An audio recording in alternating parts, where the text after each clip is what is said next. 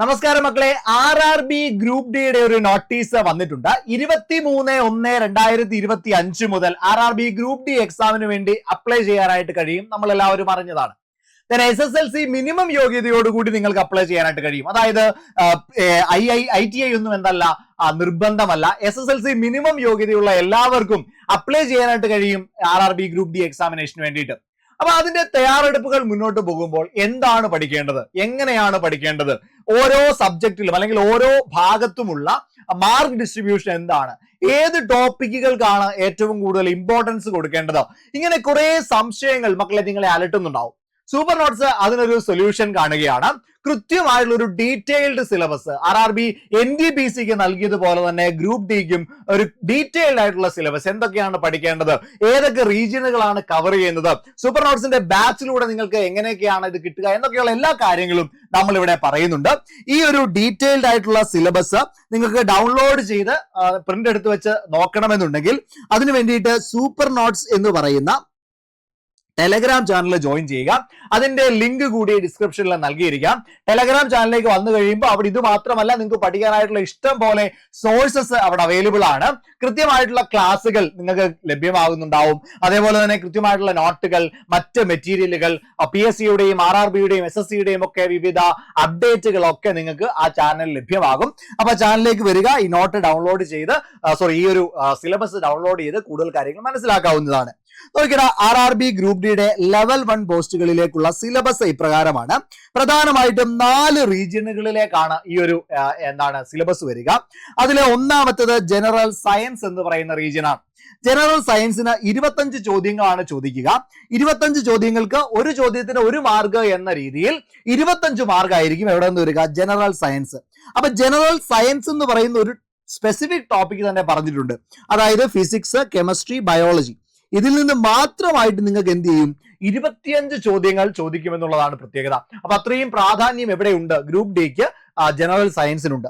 ഇനി മാത്തമാറ്റിക്സിലേക്ക് വന്നാൽ അവിടെയും നിങ്ങൾക്ക് 25 ചോദ്യങ്ങളുണ്ട്. ഒരു ചോദ്യത്തിന് 1 മാർക്ക് വീതം 25 മാർക്കാണുള്ളത്. ദെൻ ജനറൽ ഇന്റലിജൻസ് ആൻഡ് റീസണിംഗിലേക്ക് വരുമ്പോൾ 30 ചോദ്യങ്ങളാണ് ചോദിക്കുക.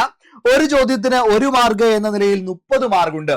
അപ്പൊ അവിടെ മാത്തമാറ്റിക്സ് 25 മാർക്കിനും ജനറൽ ഇന്റലിജൻസ് ആൻഡ് റീസണിംഗ് 30 മാർക്കിനുമാണ് ചോദിക്കുന്നത്. Then general awareness and current affairs വന്നാൽ അവിടെ 20 മാർക്കിന്റെ റീജിയൻ ആണ്. ദെൻ 20 ചോദ്യങ്ങളാണ് ചോദിക്കുക. അങ്ങനെ ആകെ 100 ചോദ്യങ്ങൾ, ഒരു ചോദ്യത്തിന് 1 മാർക്ക് വീതം 100 മാർക്ക്, കിട്ടുന്ന സമയം 90 മിനിറ്റ് ആണ്. അപ്പൊ ഇത്രയുമാണ് എന്തെന്ന് പറയുന്നത് നമ്മുടെ സിലബസിൽ പറയുക.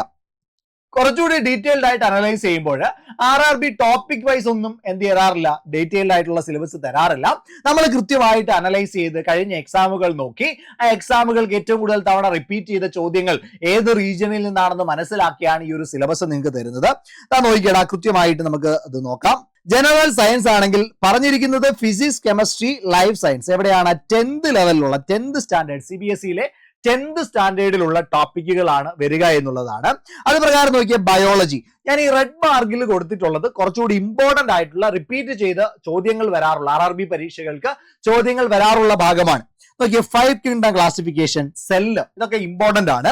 ദെൻ ജെനറ്റിക്സ്, അനിമൽ കിങ്ഡം, അതുപോലെ അനിമൽ ടിഷ്യൂസ്, സെൻസ് ഓർഗൻസ്, അല്ലെ, സെൻസ് ഓർഗൻസ് ചോദിക്കാം, ഹ്യൂമൻ ബോഡി, ഹ്യൂമൻ ബ്ലഡ്, ഇതൊക്കെ റിപ്പീറ്റ് ചെയ്ത് RRB എക്സാമുകൾക്ക് വരാറുള്ളതാണ്. അതുപോലെ തന്നെ കിങ്ഡം പ്ലാന്റ്, അതേപോലെ plant morphology, reproduction in plants, plant hormone സ്കേഡ്, then plant tissues, tropism, nutrients, diseases, ഇതും വളരെ പ്രധാനപ്പെട്ടതാണ്. ഇക്കോളജി, ബോട്ടണി ഫാക്ട്സ്, പിന്നെ വൈറ്റമിൻ, ഡിസീസസ്, ടീത്ത്, ഇത് വളരെ വളരെ വളരെ പ്രധാനപ്പെട്ടതാണ്. ഇഷ്ടം പോലെ റിപ്പീറ്റ് ചെയ്യുന്ന ഏത് എക്സാം എടുത്താലും അതിൽ കാണാൻ കഴിയുന്ന ഭാഗമാണ് വൈറ്റമിൻ, മിനറൽ, ഡിസീസസ്, അതേപോലെ തന്നെ ടീത്ത്. ഓക്കെ അല്ലേ? അപ്പൊ ഇതൊക്കെയാണ് പ്രധാനമായിട്ടും എവിടെയുള്ളത്, RRB ഗ്രൂപ്പ് ഡി എക്സാമിനേഷന് ബയോളജി ഭാഗത്ത് നിന്ന് പഠിക്കേണ്ടത്. ഫിസിക്സിലേക്ക് വന്നാൽ അവിടെ ഏറ്റവും പ്രധാനപ്പെട്ടതാണ് light and properties, sound, measurement and unit. ഇത് 3 ടോപ്പിക്കും വളരെ പ്രധാനപ്പെട്ടതാണ്, ഇഷ്ടംപോലെ ചോദിക്കാറുള്ളതാണ്. പിന്നീട് motion and rest, Newton's law of motion, അതേപോലെ തന്നെ force, fluids, waves, work, energy, power, gravitation, elasticity, ഇതൊക്കെയാണ് ഏറ്റവും കൂടുതൽ തവണ റിപ്പീറ്റ് ചെയ്തിട്ടുള്ള ഫിസിക്സിലെ ടോപ്പിക്സ്. അപ്പം ബയോളജി മനസ്സിലായി, ഫിസിക്സ് മനസ്സിലായി.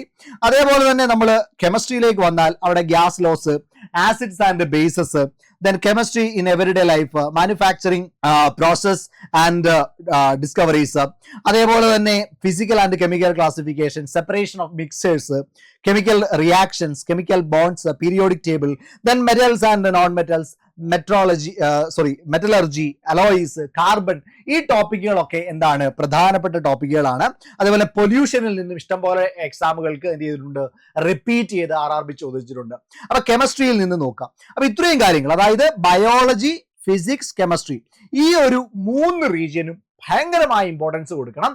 അത്രയും ചോദ്യങ്ങൾ, 25 ചോദ്യങ്ങൾ, അതായത് 4-1 ചോദ്യങ്ങൾ വരുന്ന ഭാഗമാണ് ഏതെന്ന് പറയുന്നത് ബയോളജി, ഫിസിക്സ്, കെമിസ്ട്രി എന്ന് പറയുന്ന ഭാഗം. ഓക്കെയാണ്, സെറ്റാണ്.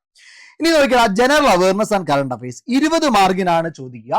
ഇതിലെ കറണ്ട് അഫെയർ എന്ന് പറയുന്ന ഭാഗം നോക്കുക, പ്രധാനമായിട്ടും ഒരു 2 ഇയേഴ്സിന്റെ എങ്കിലും 2 വർഷത്തെയെങ്കിലും നോക്കാനായിട്ട് ശ്രമിക്കാം. അതായത് ഇതിന്റെ എക്സാം ഉണ്ടാവാനായിട്ട് സാധ്യതയുള്ളത്, അതായത് ഗ്രൂപ്പ് ഡിയുടെ എക്സാമിനേഷൻ ഉണ്ടാവാൻ സാധ്യതയുള്ളത് RRB NTPC എക്സാമിനേഷൻ കഴിഞ്ഞതിന് ശേഷമായിരിക്കും. RRB NTPC എക്സാമിനേഷൻ കഴിഞ്ഞതിന് ശേഷമായിരിക്കും. അതായത് ഒരു ജൂൺ മാസത്തേക്കോ ജൂലൈ മാസത്തേക്കോ ഒക്കെ നമുക്ക് പ്രതീക്ഷിക്കാനായിട്ട് കഴിയും. അങ്ങനെയാണ് എങ്കിൽ എന്താണ് 2024 തുടക്കം മുതൽ 2025 ജൂൺ മാസം വരെയുള്ള കറണ്ട് അഫയേഴ്സ്, അതായത് 1.5 വർഷത്തെ കറണ്ട് അഫയേഴ്സ് കൃത്യമായിട്ട് നമ്മൾ നോക്കിയിരിക്കണം. ഇനി 2023 പ്രധാനപ്പെട്ട അവാർഡുകളും കാര്യങ്ങളും എന്ത് ചെയ്തിരിക്കണം, നമ്മളൊന്ന് മനസ്സിലാക്കിയിരിക്കണം. അപ്പൊ 2024 തൊട്ട് ശേഷമുള്ള കറണ്ട് അഫയേഴ്സ് കൃത്യമായിട്ട് നമ്മൾ നോക്കിയിരിക്കണം. അതിനോടൊപ്പം 2023 പ്രധാനപ്പെട്ട അവാർഡുകളും പ്ലേസസും ഒക്കെ പ്രത്യേകമായിട്ടും എന്ത് ചെയ്യണം, നോട്ട് ചെയ്ത് പഠിക്കണം. ഇവിടെ ഏറ്റവും പ്രധാനപ്പെട്ട ഒരു റീജിയൻ ആണ് സ്റ്റാറ്റിക് GK. അതായത് മറ്റു പല സബ്ജക്റ്റുകൾക്കും അകത്തിൽ വരുന്ന ഒരു ടോപ്പിക്കാണ് static GK.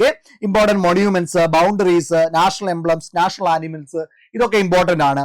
Then first in India male, first in India female, superlatives, then political parties, പിന്നെ intelligence agencies, parliaments, science and symbols, official books, അല്ലെ ഇഷ്ടം പോലെ റിപ്പീറ്റ് ചെയ്ത് പല ക്വസ്റ്റ്യൻസും വരുന്നതാണ് ബുക്സിന്റെ റീജിയൻ.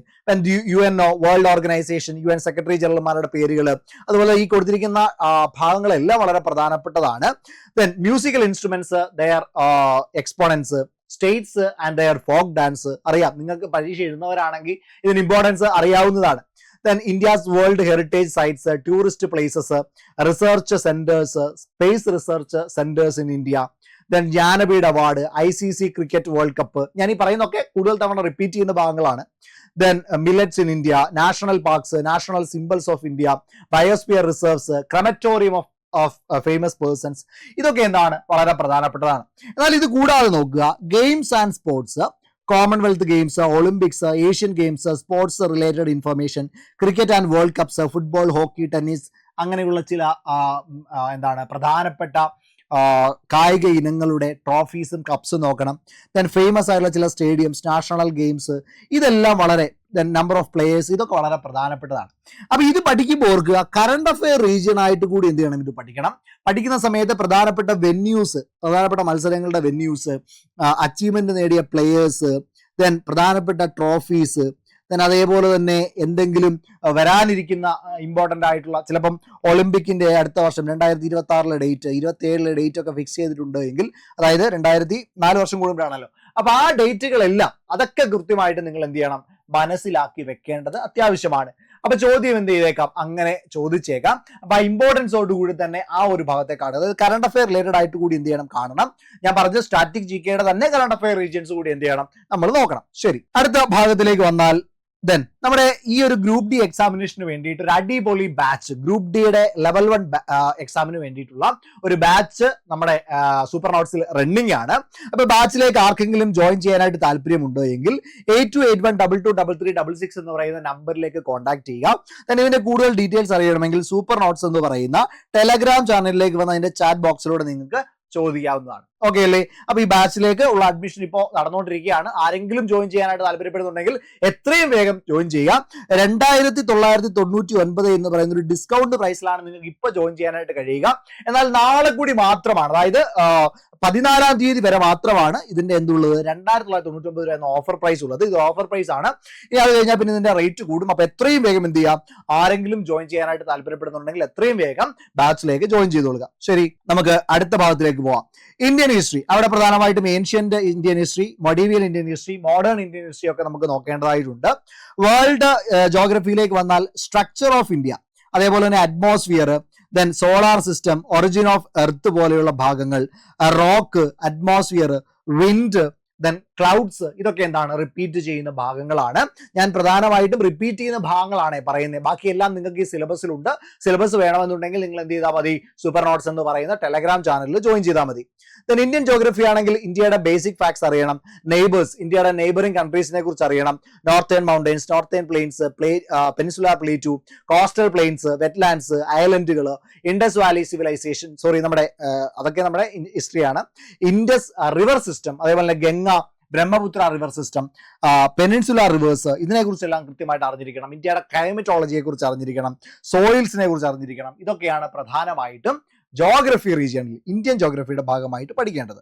പിന്നെ ചില ക്രോപ്സ്, അതൊക്കെ കറണ്ട് അഫെയർ ആയിട്ട് ക്രോപ്സിൽ ഏറ്റവും കൂടുതൽ ഉൽപാദനം നടന്ന സ്റ്റേറ്റ് ഏതാണ്, അതൊക്കെ മാറാം. അപ്പൊ അതുകൊണ്ട് കറണ്ട് അഫെയർ റീജിയൻ ആയിട്ട് കൂടി അറിഞ്ഞിരിക്കുക.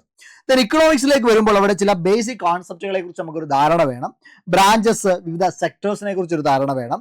Supply and demand, then GDP, GNP, അതേപോലെ NDP, NNP പോലെയുള്ള കാര്യങ്ങൾ. എക്കണോമിക് പ്ലാനിങ്, ദെൻ ഇതൊക്കെ റിപ്പീറ്റഡ്, ഇഷ്ടം പോലെ റിപ്പീറ്റ് ചെയ്യുന്ന ഭാഗങ്ങളാണ്. Planning commission, NITI Aayog, 5 year plan പോലെയുള്ള കാര്യങ്ങൾ. ദെൻ ടാക്സ് സിസ്റ്റത്തെ പറ്റി, new economic policy, 1991 new economic policy. Then open and closed economy, അതായത് GST ആണ്, ഗുഡ്സ് ആൻഡ് സർവീസസ് ടാക്സിനെ പറ്റി. Banking, RBI, monetary policy. Then പോവേർട്ടിയെ കുറിച്ച് അറിഞ്ഞിരിക്കണം, അൺഎംപ്ലോയ്മെന്റിനെ കുറിച്ച് അറിഞ്ഞിരിക്കണം, ബജറ്റ് കൃത്യമായിട്ട് അരച്ച് കലക്കി കുടിക്കണം, എക്കണോമിക് സർവേയെ കുറിച്ച് കൃത്യമായിട്ടുള്ള ധാരണ വേണം. ഇതൊക്കെ എന്താണ് ചോദ്യങ്ങളായിട്ട് വരാൻ കഴിയുന്ന ഭാഗങ്ങളാണ്. എവിടെ നിന്നാ? നമ്മുടെ ഇന്ത്യൻ എക്കോണമി. ദെൻ പൊളിറ്റിയിലേക്ക് വന്നാൽ അവിടെ company rule, crown rule, constituent assembly, formation of constitution, then sources, preamble, schedules, parts, fundamental right, fundamental duty, ഇതൊക്കെ എന്താണ് ഇഷ്ടം പോലെ റിപ്പീറ്റഡ് ആണ്. Then DPSP, directive principles of state policy, president, prime minister, regions, parliament, bills, judiciary, വിവിധ constitutional bodies, constitutional അല്ലാത്ത bodies, അതിനെക്കുറിച്ചെല്ലാം എന്താണ് വിവിധ ഭാഗങ്ങളിൽ നമുക്കൊരു ധാരണ ഉണ്ടാവണം. ഓക്കെയാണ്. കമ്പ്യൂട്ടർ നോളജ് ആണെങ്കിലോ അവിടെ നിന്ന് ഏറ്റവും കൂടുതൽ തവണ റിപ്പീറ്റ് ചെയ്തുള്ള ഭാഗമാണ് ഇത്രയും ഭാഗം, ഇഷ്ടം പോലെ റിപ്പീറ്റ് ചെയ്തുള്ള ഭാഗമാണ്. Inputs and output devices, CPU, memory units, software, then computer network, cyber law, ഇതൊക്കെ ഇഷ്ടം പോലെ തവണ റിപ്പീറ്റഡ് ആയിട്ട് വന്ന ഭാഗങ്ങളാണ്. അവിടെയും ഒരു ധാരണ ഉണ്ടാവണം. ഇനി മാത്സിന്റെ റീജിയനിലേക്ക് വന്നാൽ number system, decimals, fractions, LCM, HCF, ratio and proportion, percentage, mensuration, time and work, time and distance പോലെയുള്ള ഭാഗങ്ങൾ, simple and compound interest, profit and ലോസിന്റെ റീജിയൻ, അതേപോലെ elementary algebra, geometry and trigonometry, അടിപൊളി ടോപ്പിക് ആണ്. ദെൻ എലമെന്ററി സ്റ്റാറ്റിസ്റ്റിക്സ്, ഈ ഭാഗങ്ങളിൽ നിന്ന് ഇഷ്ടം പോലെ റിപ്പീറ്റ് ചെയ്യുന്നതാണ്. ഇത് കൃത്യമായിട്ട് നിങ്ങൾ പഠിച്ചു വെക്കുക. പഠിച്ചാൽ മാത്രം പോരാ, പ്രാക്ടീസ് ചെയ്യണം കേട്ടോ.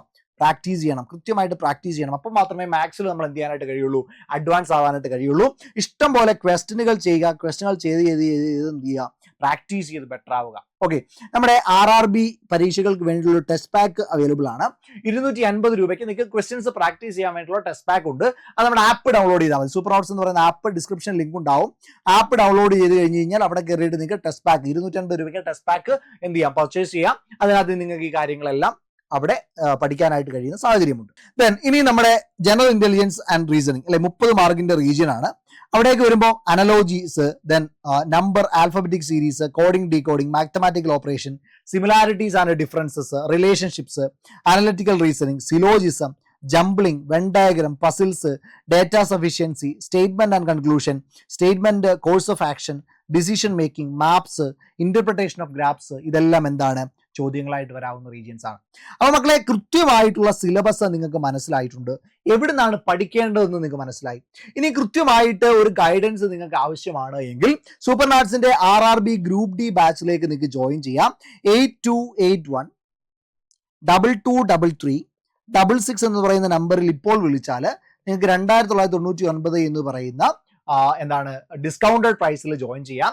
നാളെ കൂടി അവസരമുള്ളൂ. അത് കഴിഞ്ഞാൽ പിന്നെ നിങ്ങൾ എന്ത് ചെയ്യേണ്ടി വരും, കൂടുതൽ എമൗണ്ടിൽ കോഴ്സ് പർച്ചേസ് ചെയ്യേണ്ടി വരും. അപ്പൊ ഇപ്പൊ തന്നെ ഈ അവസരം കൃത്യമായിട്ട് നിങ്ങൾ പ്രയോജനപ്പെടുത്തുക, നന്നായിട്ട് പഠിക്കുക. ഈ സിലബസ് അതിന് നിങ്ങളെ സഹായിക്കുമെന്നാണ് ഞാൻ വിചാരിക്കുന്നത്. സൂപ്പർ നോട്ട്സ് എന്ന് പറയുന്ന ടെലഗ്രാം ചാനലിൽ ജോയിൻ ചെയ്ത് കഴിഞ്ഞാൽ നിങ്ങൾക്ക് ഇതിന്റെ PDF അവിടുന്ന് ഡൗൺലോഡ് ചെയ്യാനായിട്ട് കഴിയും. ഓക്കെ ആണല്ലോ. അപ്പൊ അത്രയും കാര്യങ്ങളാണ് ഈ ഒരു സെഷനിൽ നമ്മൾ നോക്കാനായിട്ടിരുന്നത്. അടിപൊളിയായിട്ട് പഠിക്കാൻ. നമുക്ക് മറ്റൊരു സെഷനിൽ കാണാം. അതുവരേക്കും താങ്ക് യു.